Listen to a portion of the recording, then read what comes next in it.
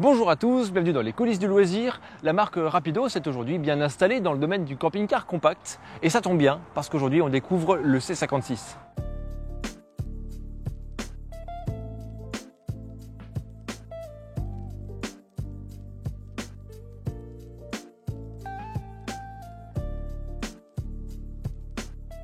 Il s'agit du plus petit profilé de chez Rapido. Il mesure 5,99 m de long, 2,17 m de large et 2,80 m de haut. On en fait vite le tour, hein. C'est un petit modèle qui a de bonnes capacités, aussi bien pour manœuvrer sur la route que pour tenir dans votre petit garage. À l'intérieur, on dispose, comme pour tous les camping-cars, d'un salon, d'une cuisine, d'une chambre et d'une salle d'eau. Les sièges avant se pivotent, la banquette arrière forme un petit L avec un retour juste ici, et on peut noter que la table est centrale. Et ça, ce n'est pas courant dans un véhicule aussi court, parce qu'en général, on est habitué à la trouver fixée à la paroi. Et comme si ça ne suffisait pas, ils ont encore ajouté une banquette juste ici, au cas où un inconnu voudrait s'inviter à l'apéro. Bien sûr, il y a 4 places carte grise, les passagers vont voyager à l'arrière, assis ici, côte à côte.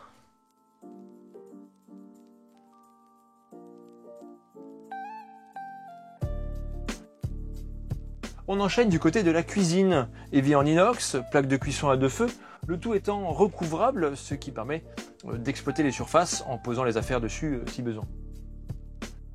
Sachant aussi qu'on a la possibilité d'étendre le plan de travail, il se place juste devant l'entrée.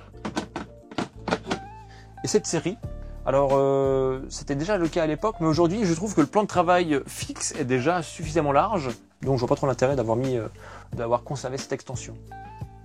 Au niveau du frigo, on va avoir une capacité de 85 litres. Il fonctionne à compression, et ça c'est une bonne chose. La hotte aspirante, c'est un petit équipement, mais c'est toujours appréciable si on a prévu de faire des chipots sur la poêle.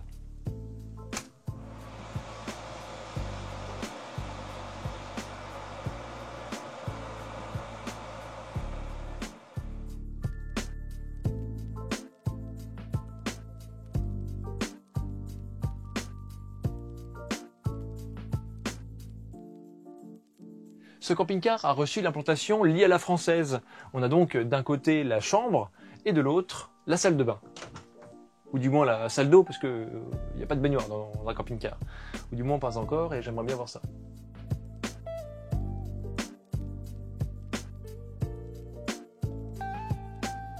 Ce n'est pas trop spacieux, mais il y a le nécessaire. On a d'abord un espace avec l'évier, du rangement, la cabine de douche et puis enfin derrière, le toilette. Alors concrètement, ici dans cette condition avec le caillebotier au sol, c'est pour la journée, on va laisser l'accès aux toilettes. Donc là évidemment, il y a l'espace pour les jambes, on est plutôt tranquille. Autrement, dès qu'on veut transformer l'espace pour la douche, on va rabattre 2 stores. Le premier, ça va être celui-ci. Alors c'est intéressant parce que du coup, avant de prendre la douche, on va pouvoir préparer, ici il y a du rangement, mais on a de quoi mettre du linge au sec. Tac. Non, comme ça, voilà. Tac, tac. On a ça. Et ici, voilà, parfait. Et du coup là j'ai alors j'ai pas une hauteur sous plafond qui est énorme, hein. Je dirais que là on a 1,86 m ma taille, voilà. Non, franchement il y a pas mal de place en largeur, on peut largement faire le tour. Et encore là j'ai le caillebotis sous mes pieds, ce qui fait que ça pénalise un petit peu la hauteur, mais normalement pour prendre la douche on va le retirer. Et comme ma douche est terminée, je déplie mes 2 stores. Tout l'espace ici est resté au sec, donc je peux récupérer mon linge propre, mes vêtements. Et puis, les caillebotis, celui-ci, j'ai pu le ranger devant, donc je le remets en place. J'ai les pieds au sec, et là, je peux me rhabiller, me sécher, avant de sortir à la vue du grand public. Et ça, c'est intéressant. En tout cas, voilà, ça fonctionne, même si l'espace n'est pas si grand que ça.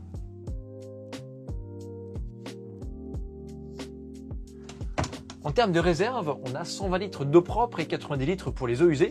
C'est plutôt pas mal pour un véhicule de cette taille-là, sachant que le réservoir d'eau usée est isolé et chauffé, ce qui rend le véhicule un peu idéal pour les vacances d'hiver.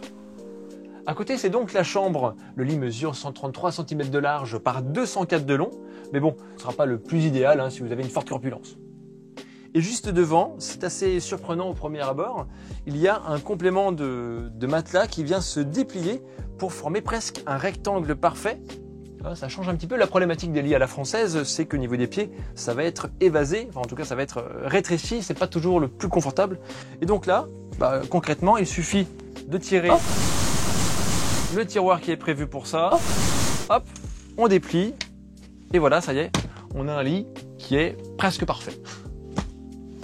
Et puis pour le cas où les personnes ne sont pas convaincues par cette extension, ils peuvent toujours la retirer, il y a des fermetures éclairs, ce qui permet de revenir à un usage plus classique du lit à la française.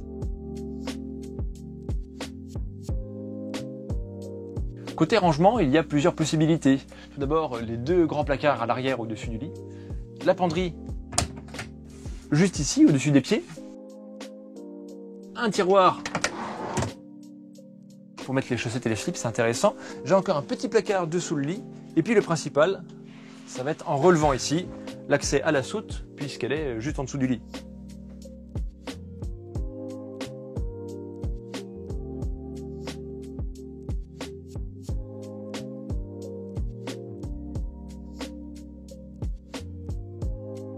Dans la conception du véhicule, ils ont réussi à intégrer le support télévision dans le meuble. Et en fait, ça c'est relativement intéressant parce qu'en général, dans les véhicules de cette catégorie, soit le support est exposé à l'extérieur, donc ça se voit, c'est pas très joli, ou alors il est exposé dans le passage et ça peut déranger, justement, il y a la télévision, donc on risque de l'abîmer, on peut accrocher, c'est pas forcément ce qu'il y a de plus pratique. Et ici, là, comme il est pivotant, on peut aussi bien s'orienter parfaitement dans le centre du véhicule vers le salon que vers l'arrière, aligné avec le lit, et du coup on en profite la journée comme la nuit. Petit point technique concernant le chauffage et l'eau chaude. On a ici le Truma Combi D6E qui fonctionne sur le gasoil mais aussi sur l'électricité. Il a une puissance de 6 kW et ça c'est une option parce qu'autrement on aurait le classique D4 qui fonctionne lui que sur le gasoil et qui aurait une puissance de 4 kW.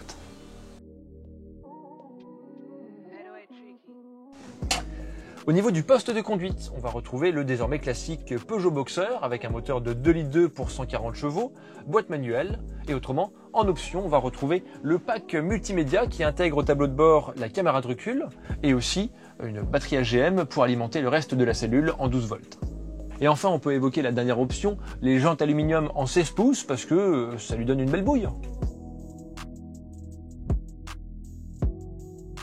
On peut parler ensuite chiffres, avec tout d'abord la charge utile qui est indiquée à 500 kg, mais attention tout de même car le véhicule n'est pas équipé de store, de panneaux solaires ou que sais-je. Et puis qu'est-ce qu'il nous reste? Ah oui, le prix, 75 420 €, mais attention, on a une magnifique série en simili-cuir. Est-ce que j'ai oublié de parler du lit dinette qui s'aménage rapidement sur le salon grâce à la table télescopique? Oui. Est-ce que j'ai oublié de parler des stores d'occupation cabine qui vous permettent de faire du naturisme dans votre véhicule sans déranger les voisins? Et oui, encore une fois. Est-ce que j'ai oublié de parler de la moustiquaire de porte-cellule sans qui toutes les autres moustiquaires ne servent à rien? Oui. Et est-ce que j'ai oublié de parler des compteurs de vitesse qui possèdent un entourage chromé et qui justifient à eux seuls le prix du véhicule? Ouais, bon, j'abuse un peu, j'avoue.